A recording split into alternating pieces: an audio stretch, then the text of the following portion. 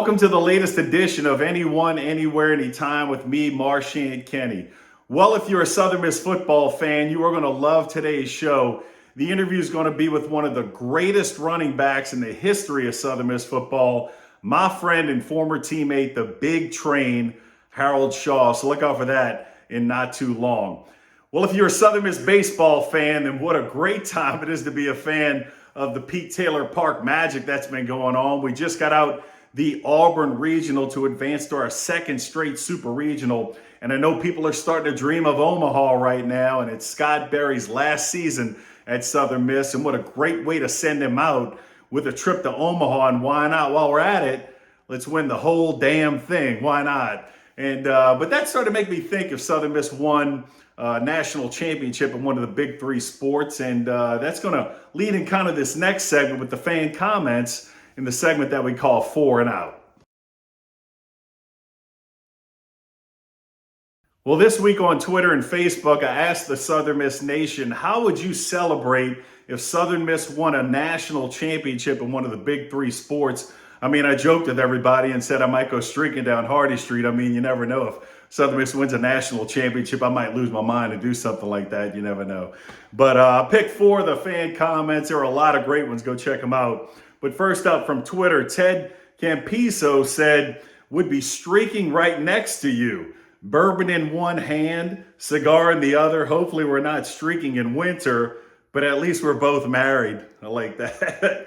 Rob Hammer from Facebook said, I think I would have to take a week off, head down to Hattiesburg, and party all week with everyone, possibly ending up in jail. Let's stay out of jail, but Southern Miss wins a national championship. We might get a little rowdy. Next up, at Depraved USM Fan on Twitter said, I would definitely be a rational human being on Twitter and be a very good sport about it. And I can feel the sarcasm right there. I think you would be loud and audacious that Southern Miss won a national championship. And finally, James Vernon from Facebook said, I've been saying this for 35 years or better. I would turn all the lights on in my house, open all the blinds, and dance a naked ballet to the song They Call Me Mellow Yellow by the group Donovan. Oh, yeah, there you go. That's how we celebrate Southern Miss Nation. So let's see what happens and win in Omaha and see how we all do celebrate. But like I said earlier in the show, I've got a great interview today for all you Southern Miss football fans. It comes with a great friend of mine, a great former teammate, and literally one of the baddest dudes to ever run the ball at the Rock. So with all that said, the interview today is with the Big Train, Harold Shaw. Well, people ask me all the time, who was the toughest guy you had to tackle? And that's an easy answer. It's legendary Southern Miss running back Harold Shaw. He's one of the greatest to ever wear the black and gold. He's my great friend. And Harold, I'm so honored to have you on today, man. How's the world treating you? Treating me good. First of all, thank you for having me on. I've been waiting my turn patiently to get on your talk show. Again, we friends, but more or less we family. So anything I can do, give back. So just let me know. Absolutely, man. It's heavy defense. I'm a nasty bunch guy, man. I had my TJ, AD. I had to get a lot of nasty bunch, Rod Davis, but you knew Harold was coming soon. I'd have done everybody a disservice that I'm bringing Harold Shaw. But, man, your accolades, man. A 2016 Southern Miss Hall of Fame inductee, all-conference performer at Southern Miss, 3-year NFL career with the New England Patriots, and you won an Arena Bowl in the Arena Football League, man. So how's those accolades make you feel to this day? It makes me feel I'm humble, because God blessed me to be able to play football and be able to, once I did everything I needed to do, talk about it now, just give God the honor and the thanks for the ability for me to be able to play sports. Yeah, that's awesome. And you played them better just about anybody I ever dealt with, man. And you had a cool nickname. This is how a lot of people remember you, not just by Harold Shaw, but the Big Train. Where did that nickname come from, man? They used to call you the Train all the time. I have no idea. I like the name, but I have no idea who started calling me that. It just someone called and they just started hitting, had a nice little kick to it. Yeah, definitely had a kick to it, man. You had a kick to a lot of defenders too, man. And all that football had to start somewhere. In McGee, Mississippi, at McGee High School.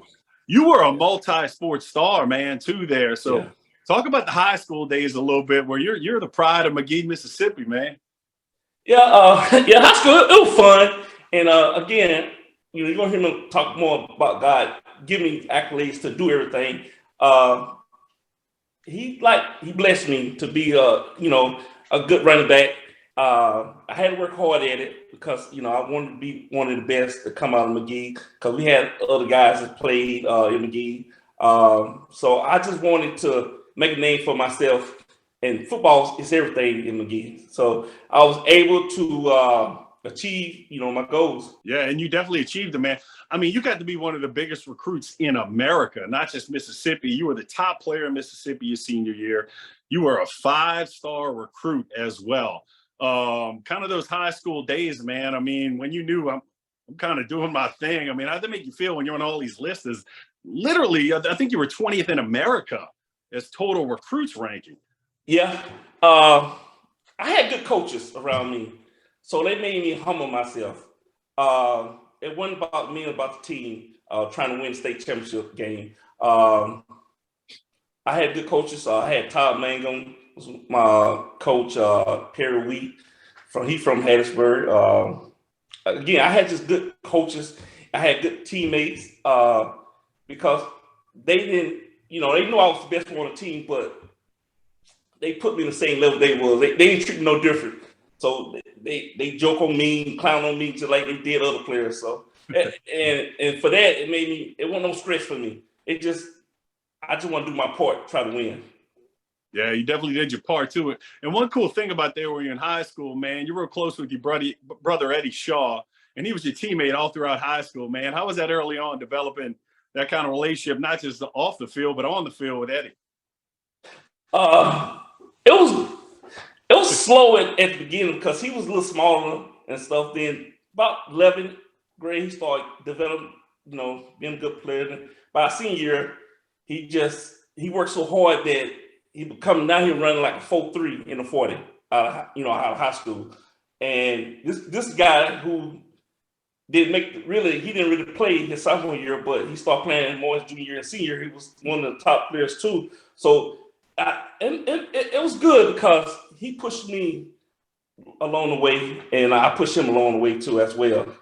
Then it's good that our mom got to see both of us being the star on the football team my senior year, and that was the main thing. Our mom watching us play and both of us competing at a high level. Oh, very cool right there, man. And we'll talk more about Eddie Shaw later in y'all's relationship, moving on to Southern Miss. But you had such a career at McGee, man. They retired the number 14. I mean, that's the Yeah. ultimate sign of respect. I mean, you are truly the name in McGee, Mississippi. How'd that make you feel when they retired your number? About time. Not being About arrogant, time. but it was about time that 'cause I put in work there. I stayed out of trouble. I made good grades in school. I did good on the football field. I was a team leader. I did all the right things. And when they retired me, it felt good. Yeah, what a cool moment for you, man. But that's how big of a player you were, recruit you were, and which gets me to my next topic, man. When it was time for college, I mean, you literally could have went anywhere in America to play college football. I mean, you turned down a program like Alabama to come to Southern Miss. Man, Yeah. Harold, how did we get you in 1994? Because that's still like, wow, we got Harold Shaw. Well, actually, I turned out Notre Dame to come there, Tennessee. Even Notre Dame, but I know Bama even wanted, yeah. Yeah, Belma. The truth, a lot of people don't know my mom had heart problems. So I want to be able to stay close to home and so she can come travel to watch me play. And if she gets sick, I'm close enough to get home and, to check on her. So that was the main reason I stayed close. Then plus I built a relationship with my running back coach, Mike Williams, because during that senior year, he was recruiting out in Atlanta and everywhere else. And he made time to come see me on a Friday night. So it was just like he took a chance with me, come to USM, because if not, it would been a lot of, problem why he didn't want in Atlanta, recruiting and stuff. But he took a chance on me and I respected that.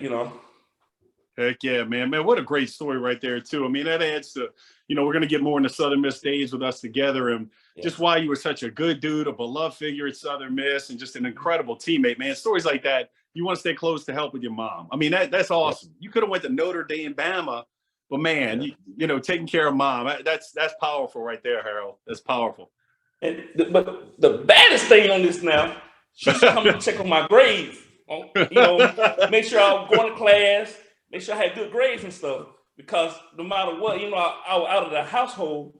She said I still had to make good grades. So and I was mad a lot of times. She used to just show up, pop up and stuff. Because I'm saying I'm a grown man now. I'm not in your house no more. I'm in college, but she didn't care. She just came and checked on my grades, and thank God she did though.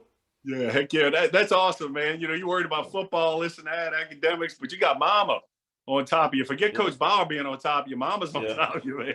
Making sure things are done right. Yeah. That's awesome, man.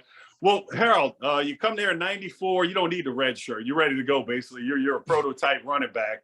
And, the name of this show is Anyone, Anywhere, Anytime. So I had red shirt in '93. We're getting '94, and the schedule came out. If you remember this schedule, anyone, anywhere, anytime, basically, it was at number, I'm gonna get them right, number 4, Florida, at number 11, Alabama, at number 13, Texas A&M, at LSU, and number 21, Virginia Tech at home. Do you remember when that schedule came out? I mean, I was like, dang. For me, I was just ready to play. It didn't matter who we played, to be honest. I'm not just sitting here just saying, but it didn't matter who we played. It was just more, we prepared to play whoever we played. And, and Coach Gal was ready to play whoever we played. That's our mindset. It doesn't matter. Yeah, we definitely played anyone, anywhere, anytime, man. That's a mindset we all kind of had. And getting that season, man, I mean, you played in all 11 games. I mean, you were that good just right away as a freshman. And against USL, you almost had 100 yards, man, against the Raging Cajuns. They were USL back then, not UL. Yeah. So, but man, making an impact as a freshman, how'd that make you feel? It made me feel good because I came in there. We had probably 5 running backs, including myself. Then you look at the depth chart and stuff. You're like, oh man, you got to start from the bottom, work yourself up. But it made me a better person actually because I knew I had to work hard. They didn't give me nothing. No one gave me anything. I had to work hard each and every day in practice to achieve to get on the football field. So I felt pretty good my freshman year. Yeah, no, and like I said, you made an impact. Everybody's talking about you. I mean, but kind of getting into that season, man. The last game of the season, we're 5-5. Saturday night, we're going to Death Valley against LSU for a chance at a winning record, which, if we win that game, would turn into the first winning season of 18 straight winning seasons. We got a lot on the line, man, to go 6-5. But man, in that game, one of the best runs I have ever seen, Harold. You scampered 50 plus yards through that LSU defense. You spun through the defense and took off and outran that secondary. Man, you got to remember that run. It's magical. Yeah. I remember the run. I was excited. I couldn't believe I made that run. Looking back at it, man, I can't believe it. It was real good. But what I really remember, the next time I got ready to run the ball, I went the wrong way. So Coach it happens. A negative mark on that one. I'm like, God, dog, I messed up the whole. Even though we won, I messed up one play, and that's how my coach was. No matter how good you did and stuff, he dwell on the stuff you did negative. Yeah, no, that would help me be a better person. Yeah, man, that's great right there because I picture this run. But you picture what you did negative on the next play. But a lot of people, man, when I said I was interviewing not Harold Shaw for this show, they said, man, talk about that LSU run. Because it was like a PlayStation spin button, you threw the defense and taking off. It was awesome, man. And then what a magical night. Chris Pierce kicks a 52-yard game-winning field goal. Man, we beat LSU in Tiger Stadium for that 6-5 winning season. And, man, how'd that make you feel beating the Tigers in your first year? Now, I felt amazing because it was the last game. And we needed to win. And I did my little part to help us win the game. I felt good. Yep. You did a big part, man. That run is special. Yeah. So kind of getting into your sophomore year, man, you made a big name for yourself at this point. You become the starter at running back. I mean, it's obvious. Harold's got to be the guy. So how'd that make you feel finally getting the start nod only in your second year? Yeah. I put in work, and it paid off. Again, my coach, Coach Mike, Coach Williams, he like really pushed me. He instilled that, you got to work hard. You got to have good work ethic. And I had good work ethic, just learning from him and watching the other running backs. Had Chris Buckhouse, we had Eric Booth, we had Bowyer, we had other guys, and everybody was pushing each other. And it didn't matter who started. It just whoever played the best in practice. That's who really gonna play more. That's how Coach Williams did. Man, that's a great way to put it. I mean, if anybody doesn't know our former running back coach, Coach Williams, he's the toughest of tough guys. He's a great leader, a great motivator. But man, I used to look over at the running backs when y'all were in practice because I'd hear Coach Williams getting after it. Man, give me a good Coach Williams motivating story, because I know there's a lot of them. I've heard a lot of, but he was the toughest of tough guys, man. I know one. He got pissed off at us, and we'll run through the tires. Your pass had to stay, level. Get through the tires and stuff. Yep. Tires from the top and bottom. You got to run. Yeah, there's literally perfect tires. Yep. Yeah, you had to run. It had to be perfect running through there. So we were running through, but no one was running hard. And he took the ball and said, I'm sure this is how you're supposed to do it. He turned backwards. He ran through the tire and came out. His nose was busted and stuff. That's how you're supposed to run. How you supposed to do it? Everybody look around like, oh shit. We better, So we took off. But after practice, we laughed so hard, the running backs, because we said he won't do that again. His nose all busted up and stuff. But that's the mentality was, it doesn't matter how hard it is. You can do it if you want to do it. It's mindset. Just like in practice, when we went against you guys, his mindset that we are better than you guys. We are better than the D-line. We are better. He gave us the attitude, the edge. So when we get in practice, he look at us, and we know we got to go to work.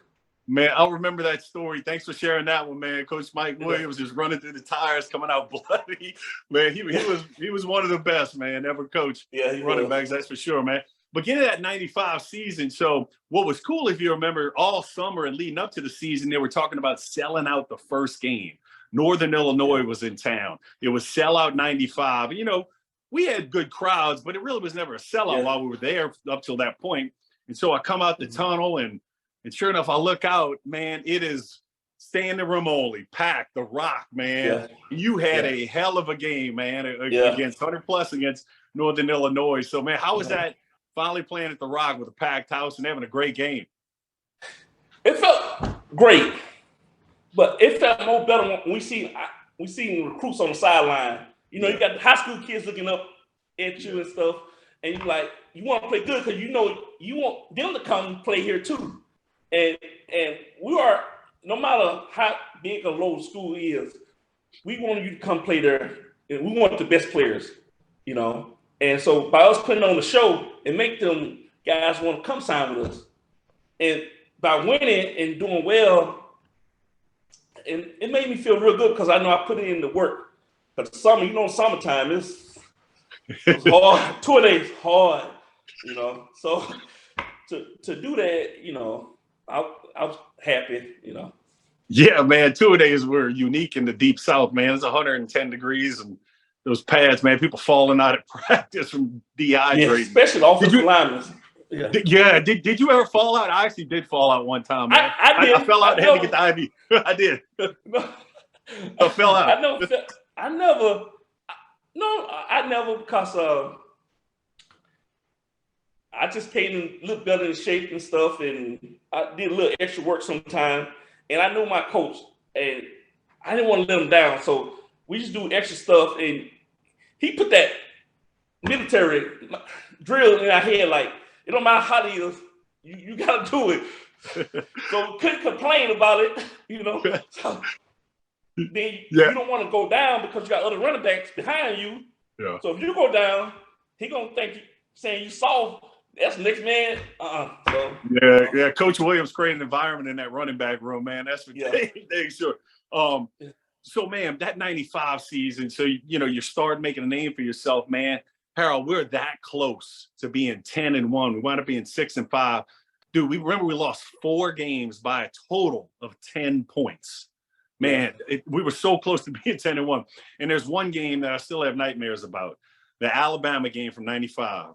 Man, we got them beat at the end. But and our DBs get turned around. It's 4th down and long. Bama throws a pass, makes the catch with like 10 seconds left, and they beat us, man.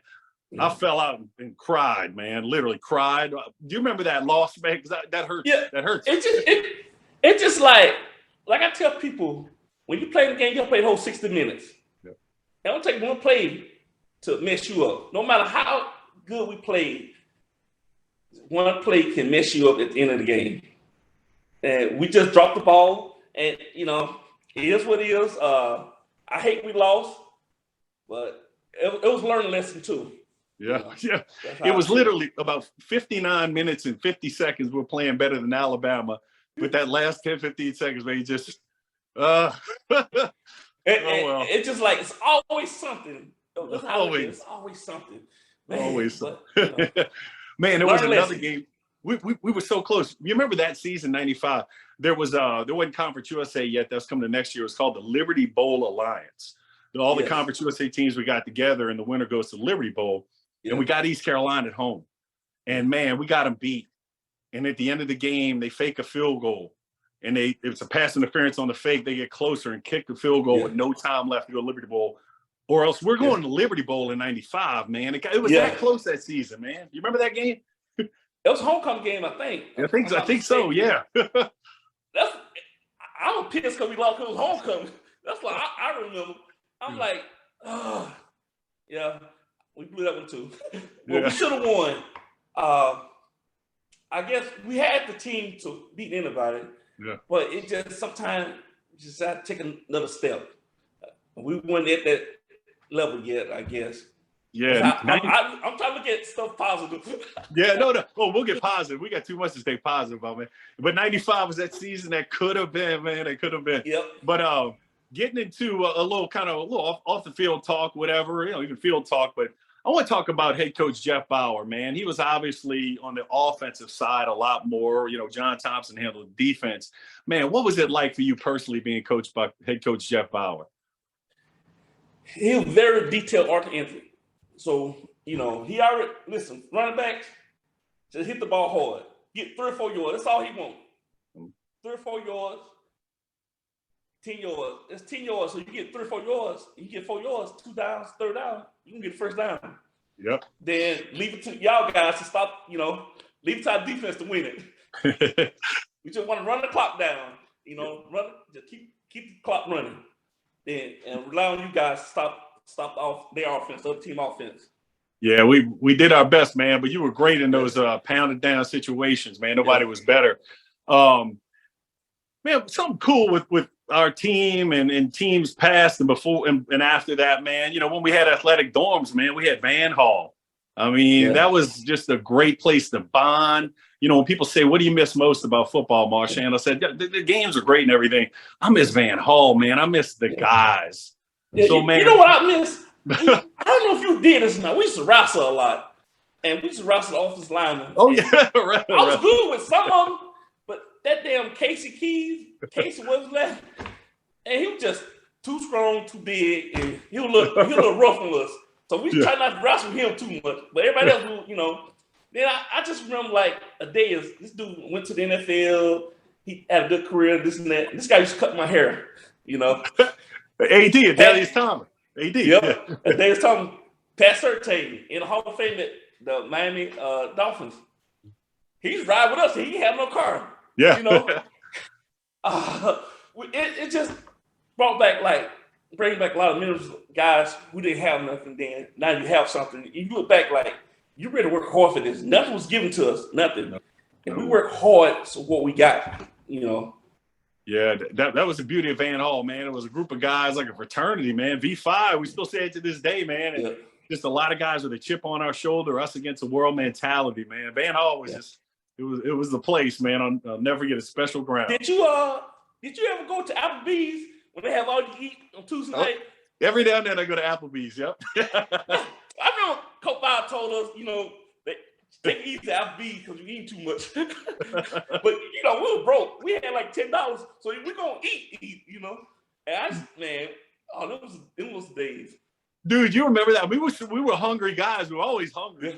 I mean, we were football players, big guys, and man, when we get word of a place giving inexpensive meals or somebody's is feeding the team, man, we couldn't get there fast enough, man. I know. Man. Yeah, them was good old days. Yeah, good old days. But I remember being hungry a lot. That's for sure, man. Yeah, man, me. And another cool, we talked about Eddie being your high school teammate, man. But what was cool, man, he signed with you at Southern Miss, so he came over to Southern Miss with you, and Eddie was a hell of a receiver for us. Man, what was it like also being in college with your brother Eddie Shaw? Well, first, I got pissed off my freshman year. They put us in the same room together. I'm like, man, I know we went to the same school, but put them somewhere else, Don't I deal with them enough? I was like, God almighty. So we stayed together for the first year. It was good because, my mom brought us food and stuff. We shared, But after that, they put us separate our sophomore and junior year. Then we came back our senior year, and we was roommates. And I think my senior was the best for me and him, our relationship, because he got redshirted. So it was my senior year. So it was just more, I had someone I could talk to, besides the football field, like what I need to do better and stuff like that, I think the best thing that he done for me my senior year, that's when, our senior year, they call you all this stuff. And like, he gave me a hug. Oh, yeah. That's like, I remember that, man. Yeah. So, don't make me cry, Harold. I'm gonna cry, man. I remember that. That was powerful, man. It was powerful. So, that's awesome. That was good. Yeah, it was too cool, man. The Shaw brothers on the team, and both of y'all making such an impact, and you just tearing up college football, man. Getting into '96, so we were that close in '95, that close. So '96, man, we know we got a good team. Let's just see how good we're gonna be.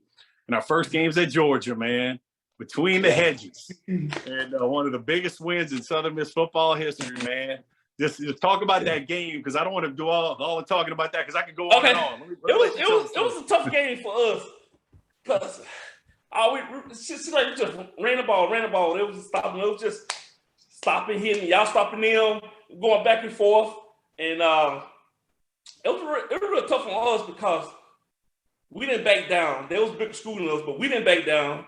And we went in there knowing we can win. Like always, we think we're going to win. And we ended up doing it, what was it, 6-9, something like that? It was actually 11-7. That's how decent. Okay. Yeah.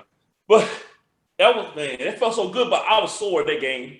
And that's probably the only game that I was real sore afterwards, because it was a tough fought game. Yeah, no, Harold, you had plenty moments, plenty big runs. I mean, we already talked about the LSU game, that magical run you had in Tiger Stadium. Yeah. But, man, a game like that, sometimes the flow is just smash-mouth offense, smash-mouth defense, and that's just even wide-open offense. And sometimes they just got to go like that. And you were the perfect back for that game, man. Pound it. And, whenever the dust settles, whatever the score is, that's a winner. Yeah. That's how it went, man.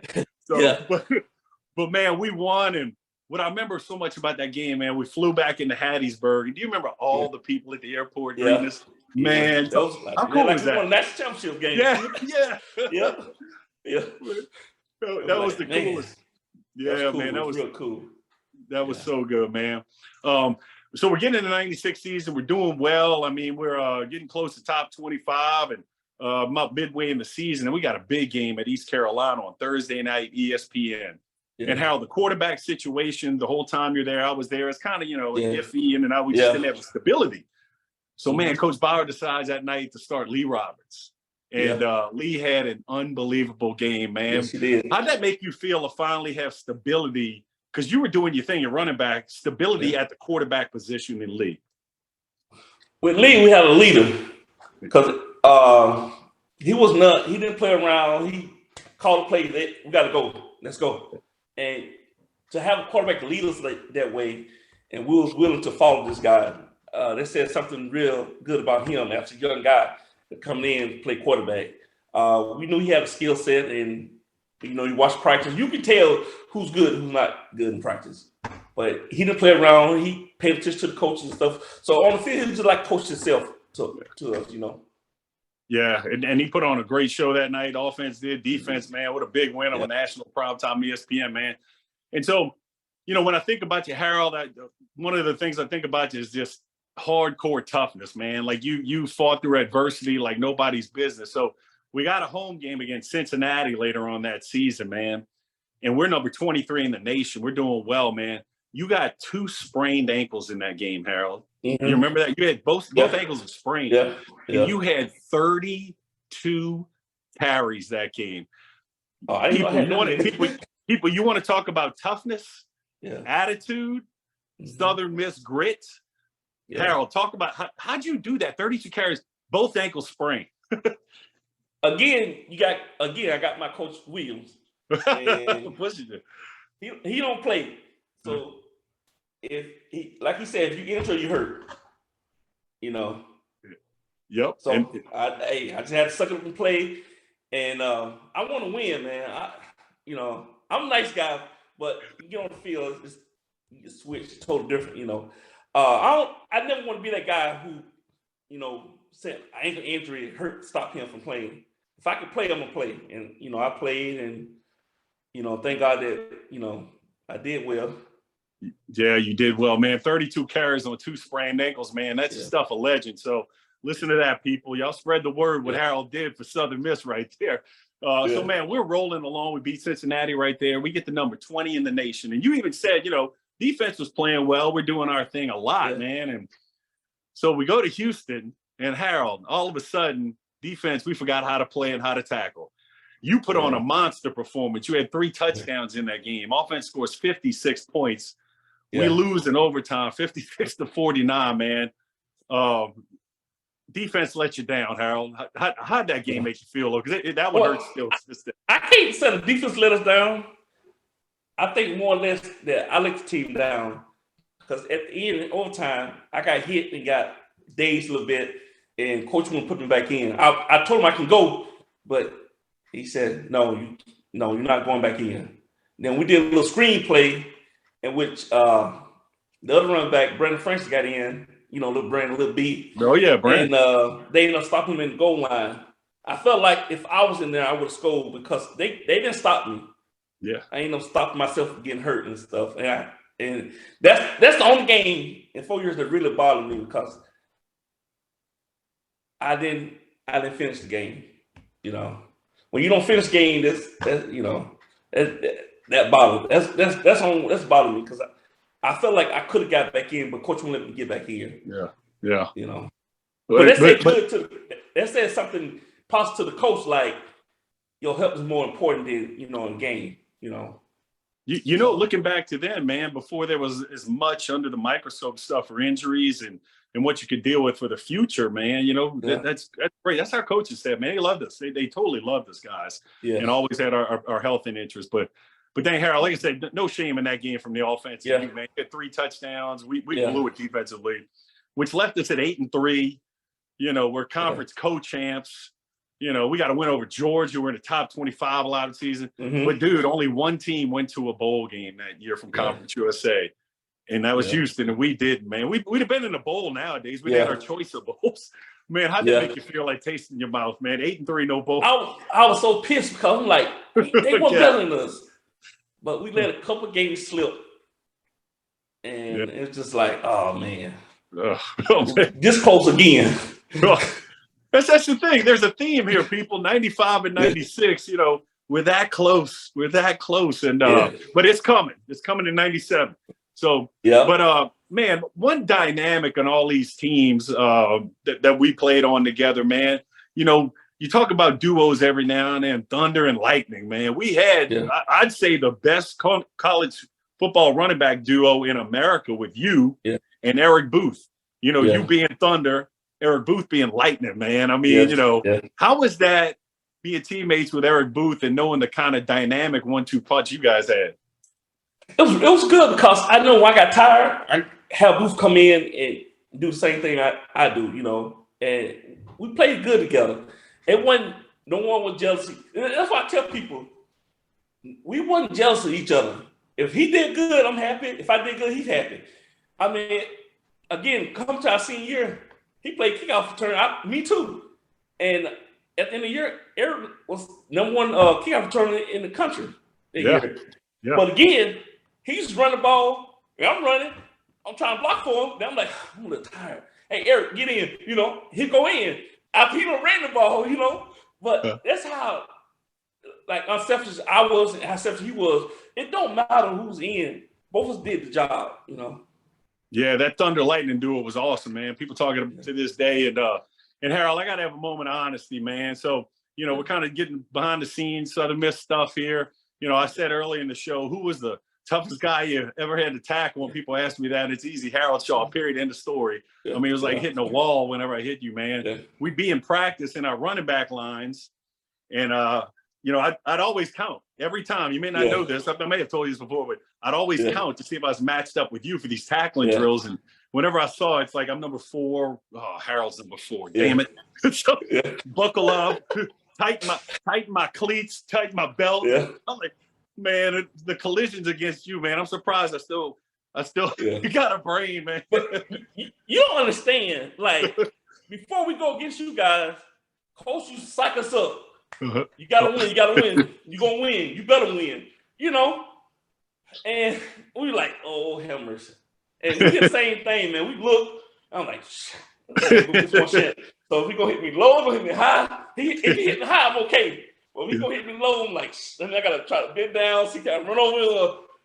Man, it was crazy. It was fun, but scary at the same time. In a weird way, that was fun. Harold, that you got to be kind of deranged with guys like me and you to say that was fun, but I don't know, people. It was fun. It was a lot of fun. Yeah. Well, man, speaking of fun for you, man, what had to be fun.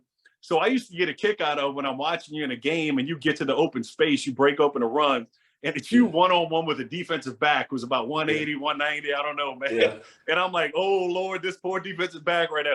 How'd that make you feel, man, when you're about to come to contact with the DB who was like, oh, shit. I be trying to kill him because, it make you look bad if a DB tackle you, and you play running back. So I try to punch him, more you punch him, less likely he's going to want to hit you next time. That's my motto. Try to punish the linebackers, the DBs, just, continue running hard. And then by the end of the third quarter, fourth quarter, they'll be tired of hitting you, Heck yeah, man. When you got an open field, there was a buzz on the sidelines. We were watching you run like, oh, shit, Harold's about to hit our DB. And sure enough, DB's like, crouched. Yeah. That was Harold Shaw moment, so, man. But kind of getting into 97, man, let's get into this season. People still talk about. A lot of people say it's the greatest team in Southern Miss history, the most talent. I mean, we were loaded, man. And going to that season, Harold, let's not lie, we knew we were going to be good. And we had well, go ahead. But going our senior, we had offense coordinator Coach Cat. He came in with the one back, and for me, I loved it because I don't have a fullback. You don't get in my way. I'm just running zone play, and basically just taking off full speed. I love that. When I take off, then I just read the offensive line how they block. And, we had outlined like 300-some pounds, everybody. So we had big boys. So they were getting movement. And all you got to do, you hit it, and you hit hard, you're going to get 3 or 4 yards every time. Or you might break it. It's just how you read everything. And when he came in, he was tough on us. And I changed running backs. We had a new running back coach, Steve Buckley. And he was total opposite of Coach Williams. He more talk to you and, nicely and stuff, But he was tough when he had to get tough. His thing was, you do your job, and you gonna hear from me. So starting training camp, that's all we did. We just work on getting the zone play right. And shoot, y'all defense, y'all jail. Y'all came in gelling. We had to catch up with you guys doing 2 days. Yeah, but Harold, let's talk some little X's and O's real quick, and I'll try to explain to somebody who might know what a stretch play is. So our offense went to this one back set more or less, and that means the quarterback kind of runs with the ball and hands it to Harold. Harold's got time to get speed built up and steam built up, and he sees a hole and he hits it. But by the time I'm a linebacker and I get a chance to read this, Harold's pretty much running at you, man. I mean, Harold. Yeah. when I say I had to buckle it up tighter, tighten my belt tighter, man, when they came with that stretch play for you, man, that opened things up for you, man. Yeah. And 3rd and 1, that senior year, we never got stopped in 3rd and 1. Yeah. That's a fact. Never got stopped 3rd and 1. We always gonna get the first down. Wow. Done deal. Really? I didn't know that stat. Wow. That's awesome. 3rd and 1. Yeah, that's how hard you were to stop in that offense, man. And you know, I'll get into all your stats and stuff like that soon enough because we had a hell of a senior year.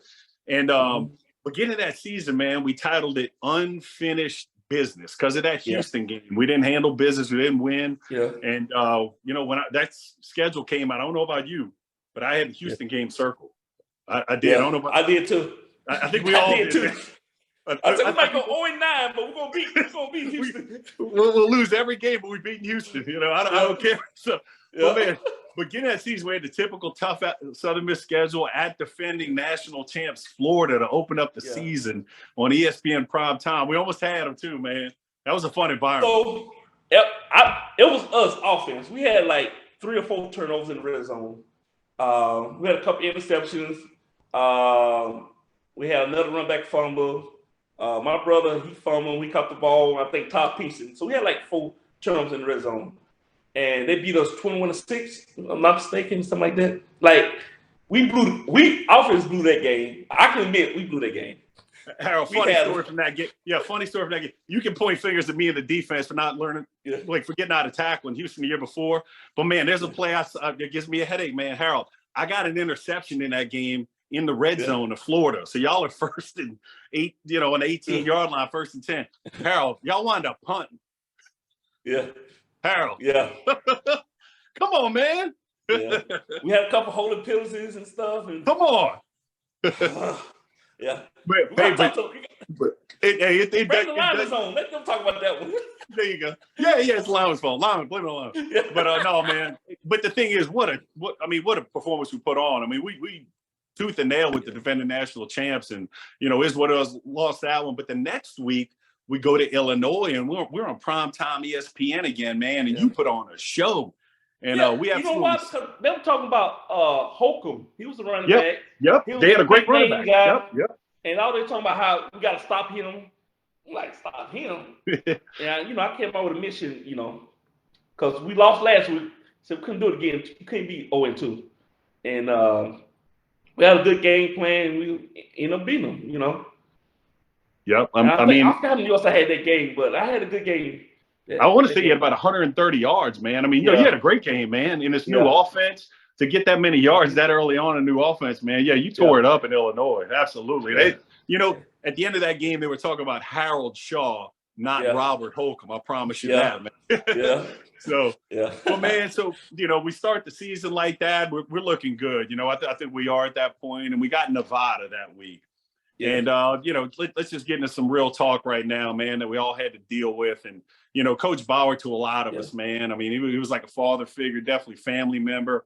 You know, his daughter, Kristen, was like a little sister to all of us, man. We saw her all the time. And leading up to the Nevada game, man, we got word of her passing, man. And it's still hard to talk about. It's one of the toughest things I've ever had to deal with, man. And, but, you know, how was that week for you, man, personally? Because it was rough. It was rough. It was a tough week for me because just losing a loved one, you know, that, man, you don't wish on no one.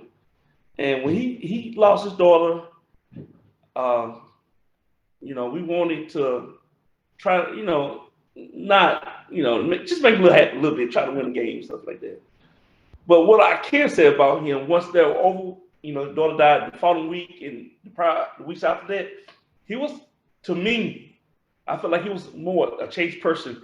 That he more talked to us a little bit more, understand if we got in trouble at school, it's not punishment. He just talks like a father figure. He wasn't as strict on us, you know. He just more like he was more humble and just I don't know. I was able to talk to him more that senior year than before, like because I got in trouble a couple times and he like just talked to him. I'm like, dang, he finna run me, but he talked to me like a man. Yeah, nothing that just you know you shouldn't do this. You gotta do this. You gotta apologize to this person, you know. And it made me feel a whole lot easier knowing. I'm not saying I'm getting in trouble all the time, but knowing that I'm able to go talk to my head coach about personal stuff. And I think that will have me and him connected a little bit better in my senior year. Man, Harold, that's a great way to put it. He was my first guest on this show, and we talked about Kristen's death, and he just really made me feel so good about what we did for him. Guys like you and me, man, we were a shoulder to lean on. We were another part of his family that he could lean on, and the hugs and support he got that week, and that's why probably towards the rest of that season, man, he definitely. He leaned on us a lot, man. He did, we just to help him spiritually, mentally. And, but man, the way he handled himself and still coached us that week. And we absolutely smashed Nevada. They didn't have a chance. We were dressed in all black, man, for the game. They didn't have a chance that game, man. They have a chance. No. Heck no, man. But we're rolling along. Harold Shaw's rolling along, man. We're running through people at that point overall. And so what do you know? Later in the season, Houston at the Rock. It's the unfinished. Let me stop you right there. Let me stop me, Harold. Because you always did stop me anyway. We played a couple games before we played Houston. Okay. We went to East Carolina, playing on Thursday night football. Thursday night game. In 96. Well, wait. In 96, we played them on Thursday night. 97, we played them on Fox there, but we were there. We were there. It was Fox. Okay, Okay. So I ran the ball about 5 times. I'm tired, so I don't know what. So I finally got us to the goal line. I'm running out to get Booth in. Coach Bow waved me. Get back in. So I turned around like, I'm tired, so I don't know what. I ran, I scored. It was 2 yards, from I scored. I came to the sideline, he told me, listen, I don't want you to ever come out of the game. Don't ever let them see you tired and stuff. You got to push through it. And from that day on, if I'm tired, I just push through it because he instilled in me that no matter if you're tired or not, you still got to push through it. And he made me go another level just because he said that to me. Okay, you fast forward now.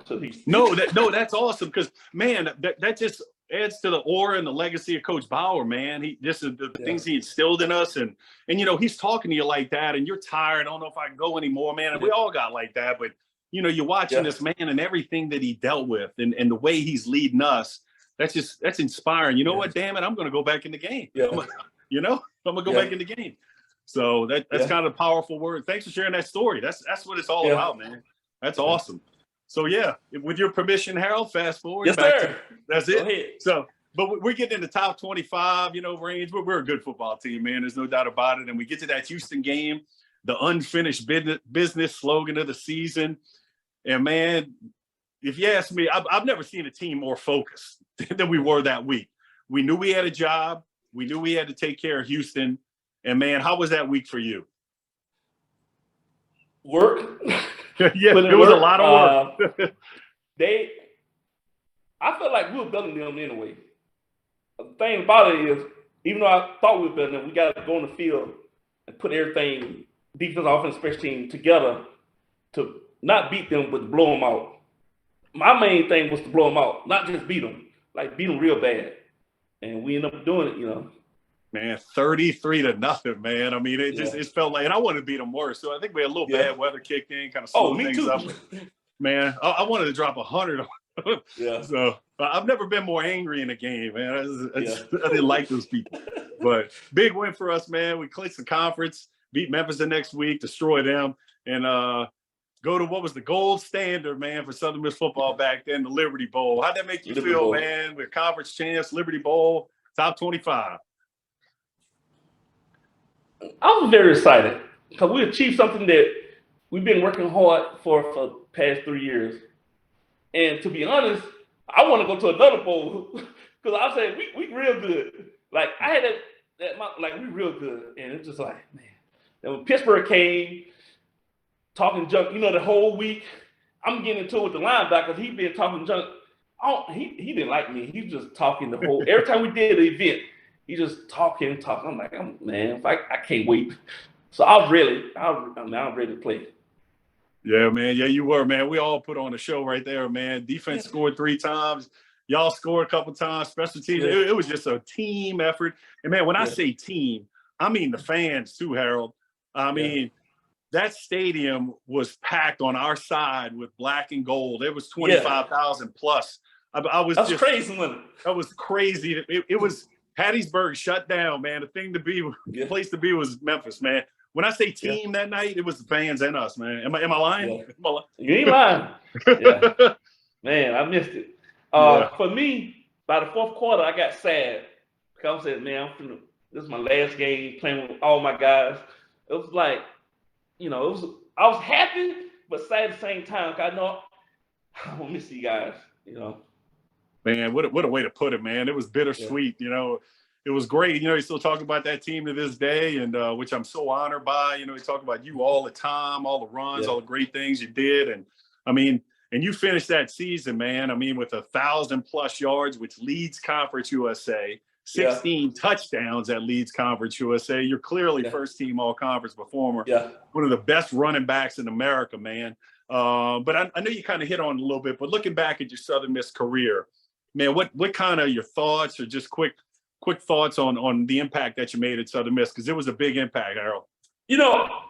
Looking back, I did well for myself, but I never thought each year how good I was, and I thank God every day, because who knows if I thought I was real good and stuff, I might have had ego.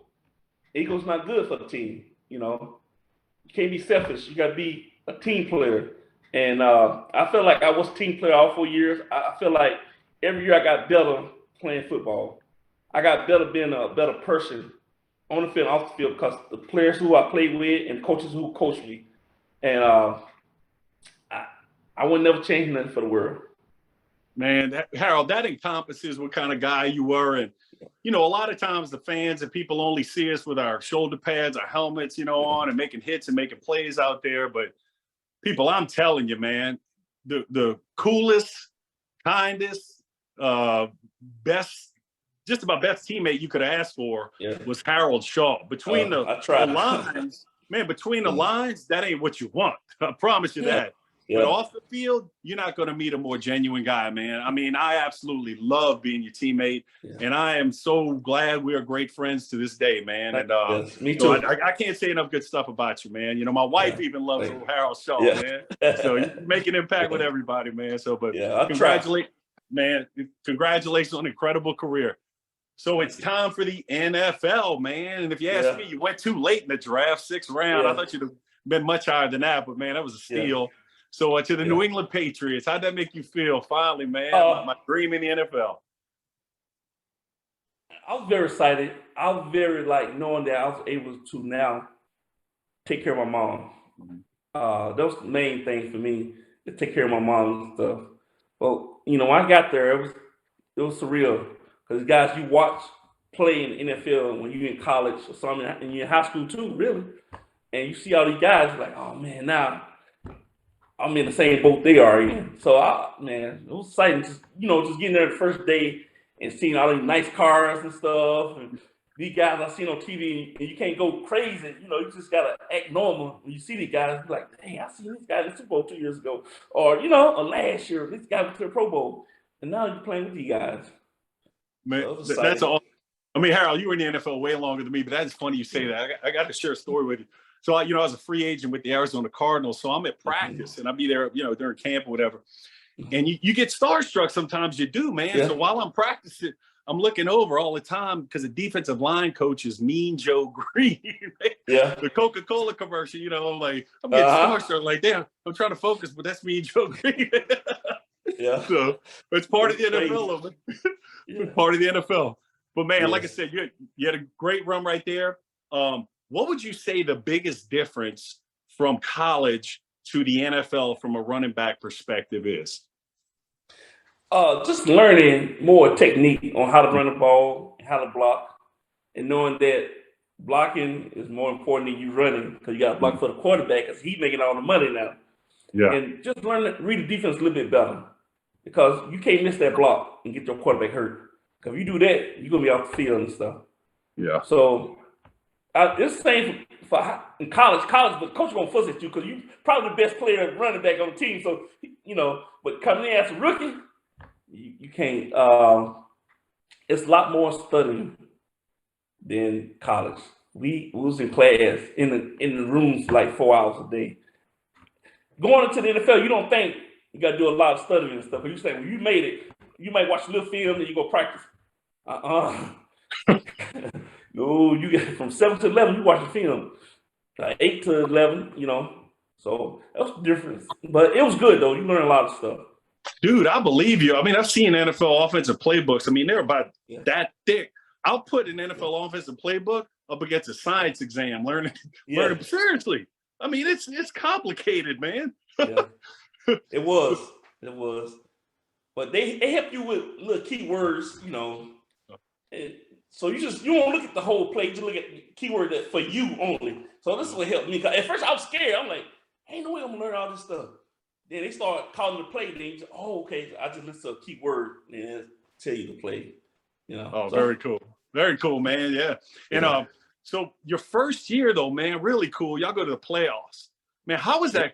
How was that being in the NFL playoffs your rookie year? Man? I mean, that's different. Yeah. It's different, man. Because regular season, you playing, you're trying to win this and that. But you get in the playoffs, you have to win. Then our quarterback went down, and we had Zolak was our second team quarterback, and we played Jacksonville, and just like, and with Jacksonville was getting hot at the time. Yeah, I remember. Yeah, and we just had a second team quarterback, just lost, Yeah, well, I mean, but that you got the playoff experience. I know it stinks losing, man, and but bouncing back, and like I said, you had a great run with the New England Patriots. So I want to talk to you about something. You had two of the biggest name football coaches in history coaching you. Your first 2 years, you had Pete Carroll. Your last year, Belichick comes in. Yeah. How was that being coached by those two? I mean, living totally different. Totally different. Pete Carroll was a rah-rah coach, trying to get the team, motivated. Pete Carroll, Belichick, he came in, you're going to do this, you're going to do this. If you don't do this, you ain't going to be here. It left it that way. So with Pete Carroll, he was rah-rah, like a college coach. Okay. Belichick came, he told us, he came there and said, I'm hired to be a head coach, not a defense coach or offense coach. So I'm the head coach. Hell, the first week, he was still with the defense. He didn't come talk to us. So we were like, man, what's going on? He stayed with the defense, but he put that thing on you that you can't mess up. Next man up. That's the motto, next man up. And that's how we played. How was the New England experience? Because when you were there, they were just starting to kind of get that whole Belichick run going and things like that. What's the experience in New England? Because they become the standard of franchises in the NFL over the run they've had. What was it like, the New England experience, man, from the fan perspective and just the whole vibe of it? Man, the fans crazy. Like, to this day, crazy. To this day, I can go back and just, people are diehard football fans. They know who everybody is. If we in Foxborough, but Boston to the left, like 20 minutes away, then Rhode Island is like 30 minutes, about 25, 30 minutes away. You can go either places, or you go to New Hampshire or Maine. It just, all over in the area, they love football. And playing with the Patriots, when he got there, when Belichick got there, he instilled his offense, he instilled the defense, he instilled the special team. Got to be consistent whatever you do on the field. And he just a better coach than a lot of other coaches. And he think about the little things that can help the big things. And he still continue doing that. That's how we still, doing well for the team. Heck yeah, man. Looking back on your New England career, man, I mean, what are your thoughts on it, man? Because, I mean, that's a nice running back run for the NFL. Yeah, it was. I enjoyed it. I promise you, I enjoyed it. I can tell you a little story. Because I'm coming to 6'1", 230. So I'm playing just running back. Yeah. So going into it was the end of my rookie year. The two fullbacks got hurt. We playing St. Louis Cardinals, St. Louis Rams. And I'm doing special team stuff on the sideline, bull cracking around. Then coach said, Harold, get in. With the goal line, I'm like, shit, I'm finna score a touchdown. I'm running there. He said, fullback. I'm like, what? Man, you talking about, man, never practice fullback ever.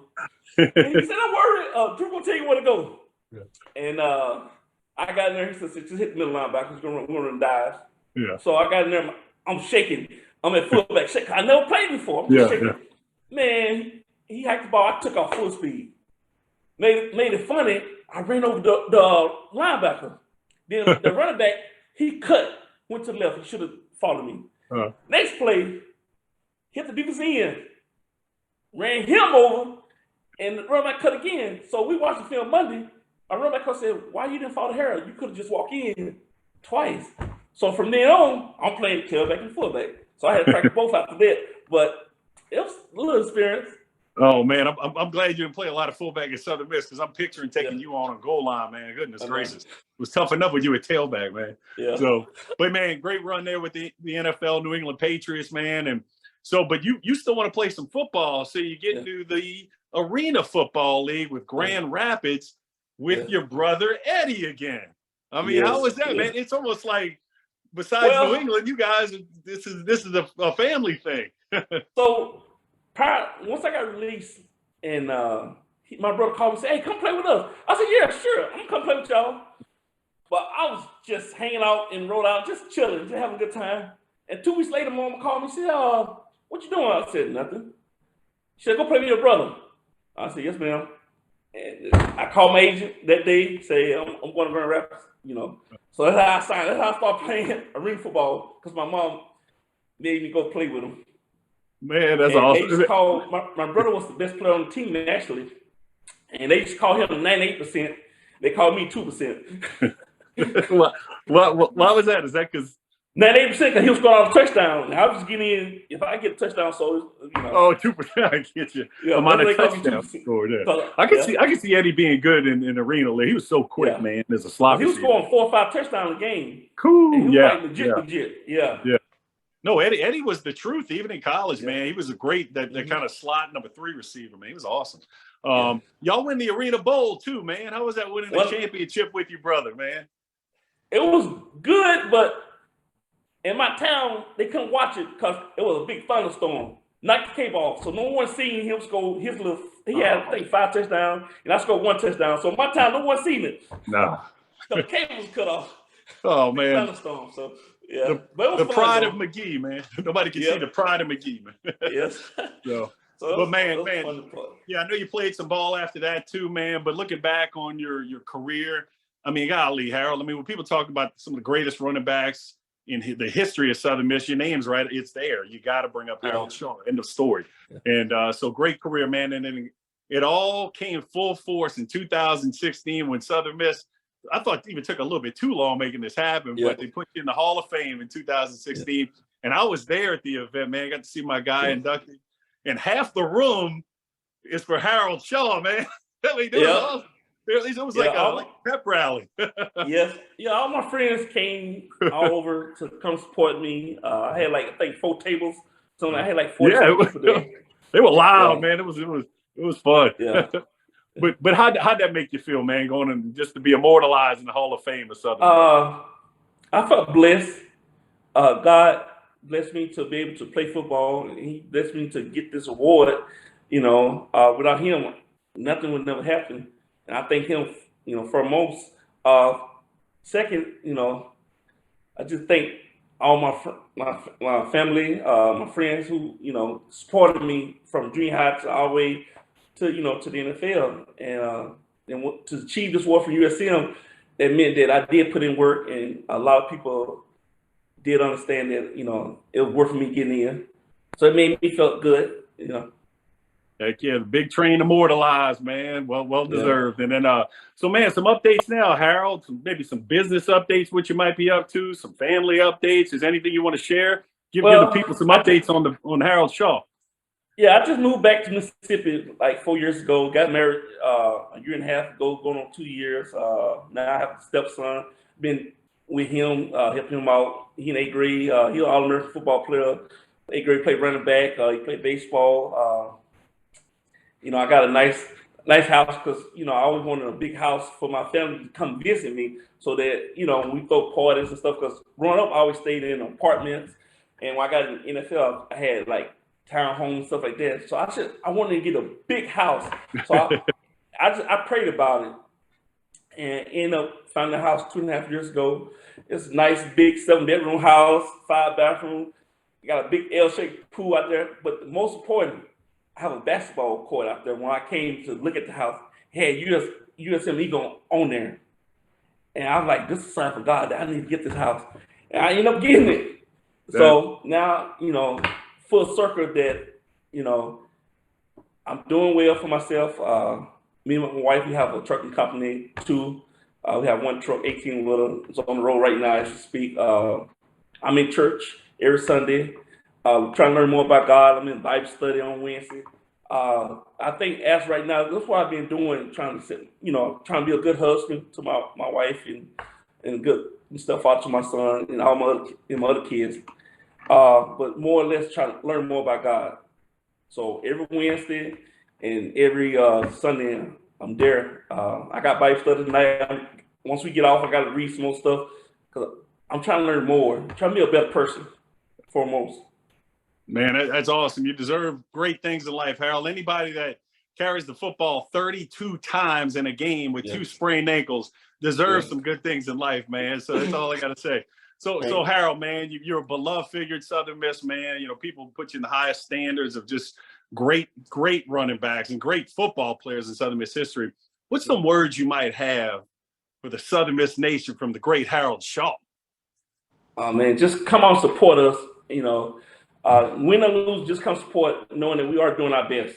And it's for me too that I know I talked to you before. I got to do more myself. I'm sort of shy talking to the team and just hanging out, but I think I put myself more out there, start watching practice and go and talk to the coaches because I got a lot of experience and I know a lot of stuff and I need to start using it towards USM to help them, just go, just hang out, talk to the kids about life and stuff, about playing football, just building a relationship with them too, because they are my family. So that's how I look at it, Heck yeah, man. Great way to put it. That's a big goal of the show, Harold. I mean, I want people to see your face again. I want people to see me again. All the guys I'm bringing on and the latest and get to know more behind the scenes. And, because those are some glorious times in Southern Miss history, man, the years we were there and even right around that. So, but Harold, I can't thank you enough for being on the show today, My man. pleasure. Like I said, man, you were an incredible teammate, an incredible football player. And just an incredible friend, man. So I think one cool way to maybe close this show would be me and Harold Shaw giving all the Southern Miss fans a Southern Miss to the top. To the top. There you go, baby. Let's go, baby. Let's go. All right, Harold. We'll catch up soon. Next time I see you in Hattiesburg, man. All right. I mean, wow, did I enjoy catching up with my great friend and former teammate, the big train Harold Shaw right there. Well, that's it for another edition of Anyone, Anywhere, Anytime. And if you're watching this on YouTube, we're on a push for 1,000+ subscribers still. YouTube limits us to what we can do on that platform until we get 1,000+ subscribers and really get that Southern Miss name out there. So take a second out of your day to head to our YouTube page, Anyone, Anywhere, Anytime, and click that subscribe button and just get back to your day. Well, until next time, as always, it's Southern Miss to the top.